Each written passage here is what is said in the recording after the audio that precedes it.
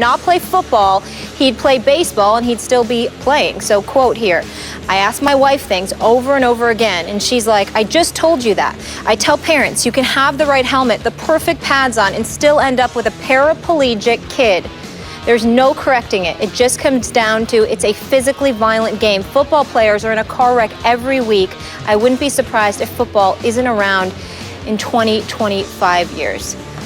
Very powerful. Randle, 36, has said he has trouble walking down the stairs and suffers from memory loss. Jeff, how many years did you play? 13? 14. 14.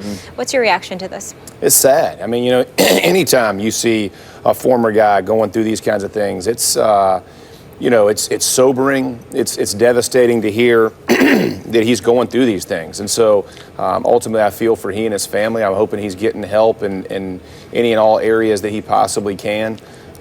So it's tough, anytime you hear that from any guy. And listen, I've got plenty of friends who have issues and, have struggles and difficulties, former players that I've played with. And so, I understand where he is and I hate it for him.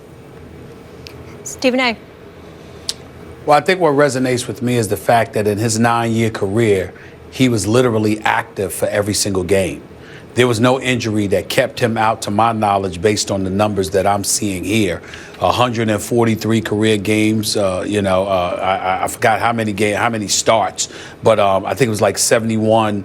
They're saying he started 71 games, but I just look at it from the perspective that, when he says the kind of statements that he just made, it's not good for football. It gives a rise to concerns and awareness about what's really going on with some of these former players and how we all need to pay rapt attention to it. At the same time, I don't want to be heartless in any way, but you know what you're signing up for. You understand. And that's just the way that it goes. You know that you're playing a game, and the objective is to make as much money as you can and achieve as much success as you can possibly achieve while you're playing. So in your mind's eye, in the end, the price was worth it, whatever that price may be.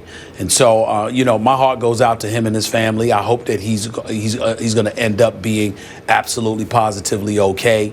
But I also think about other sports like boxing and MMA. Guys are getting hit in the head all the time. Let's not act like football is the only place where we need to be concerned about such things. We need to be concerned about that in violent sports where head trauma is a real occurrence. It is what it is. We have to deal with it from that level. But I do believe that it is damning what he said, because he doesn't sound like he's complaining about anything.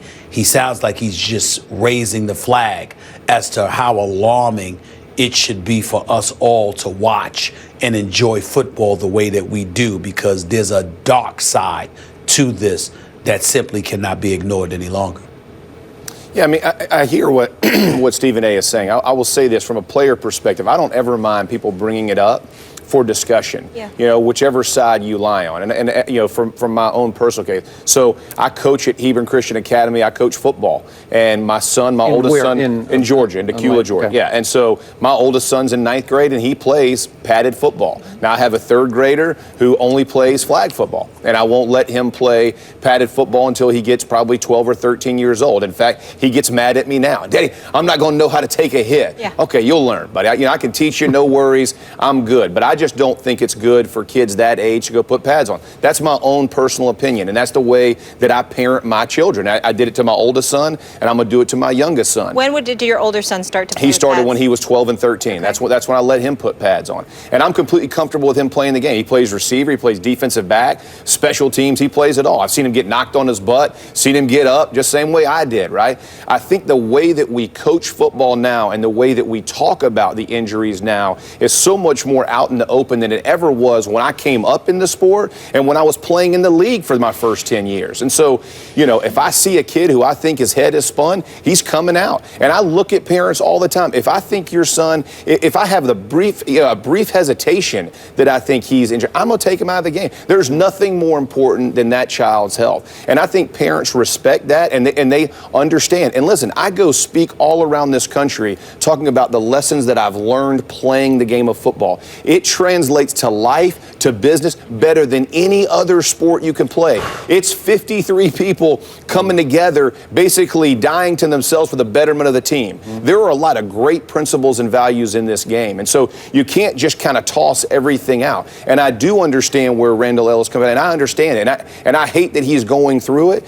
But on the other side, if we protect people and understand when you see these injuries happen, you do. Now, are there disaster situations that happen? Absolutely. And that's in any sport where kids can have some kind of major trauma and be injured, possibly be quadriplegic, possibly die. There's all kinds of that. And I get that. You'll never take that out of any sport. And I get where that is in football. But as far as brain trauma and injury, I do think you can limit that by making sure that coaches and training staff are all prepared and understand what they're doing, and that we all understand this sport is exactly that. In high school, it's a sport. This is not, and I tell my kids you ain't getting paid, right? I got paid for it. So there were risks I was willing to take that you should not take, okay? And understanding that, that's the way I lead in to my young men. Okay. I'm going to go a different direction here. And I'm like Stephen A. Smith. I don't want to come across as insensitive, but I've been covering this sport for a long time, longer than you played it. And I have a number of friends who played it who are older than you that I keep in close touch with. They all have their various aches and pains, but fortunately for my little circle of friends, their brains are okay. Yeah. I do think there has been some overreaction caused by the movie Concussion. I think there have been some leaps made that has caused the public to overreact to CTE, to that syndrome. And to your point, I am so happy that we now have a new focus on it, because it is so preventable at the lower levels if the kids are taught how not to use their heads, not to use their heads, then you have a much better chance of surviving at the higher levels. But these friends of mine would be the first to tell you, when we go back and forth about this, and you would agree, nobody held a gun to your head and said you have to play pro football. And that's the only thing that rubs me the wrong way, is that you can make a lot of money. You did pretty well. Antwaan Randle he signed a big free agent deal when he left Pittsburgh to go to Washington. It's back in 06, and he got $11.5 million to sign. In those days, that was a pretty good chunk of money. Heck yeah. Okay, so I feel for him right now, but there were huge benefits that you talk about. And then I got to mention this piece that I read recently on Slate.com by Daniel Ingber, I'll get it right. And it refutes some of the conclusions and the information in the movie Concussion, that there was some exaggeration, some half-truths, even some untruths. And I don't have time to go through it all, but it cites a 2012 study of several thousand NFL retirees, and that it found that former football players live significantly longer than race and age match controls. Now, that doesn't mean that taking hits improved their health, but because they were so healthy coming out of football, they actually, on average, live longer than the average match for their age and race. There's zero evidence, says this piece, that playing professional football shortens lives on average. Those are the facts, take them or leave them. So I'm not knocking the movie Concussion, because Will Smith deserved an Oscar nomination for his performance. I'm just, the information, there's some leaping to conclusions that has created hysteria in the NFL world, to the point that people are saying football is going to die in 20 or 20. I don't buy that. I'm sorry, it's not going to die. Well, I just don't believe it. Well, one of the things, first of all, Skip, you bring up concussions. I want to just put this on the record. I'll say it publicly. I'm kind of wondering, particularly after watching that movie, how much influence, if any at all, did the NFL have in Will Smith not getting an Oscar nomination? That's just me. That's just me. interesting. I'm just saying. I'm just wondering, because that was a damn good movie, and that was a spectacular performance It on was. his part, even though I thought Straight Outta Compton deserved it even more. But that's neither here nor there. Here's the point. Jeff, here's what I'm confused about, and I need your help on this, especially when I got a godson who's playing high school football. Skip and Molly met him, my godson Nicholas in California. I got to ask this question. You were a center, okay? Yet, Randle L was a receiver. He's got these issues. You do not.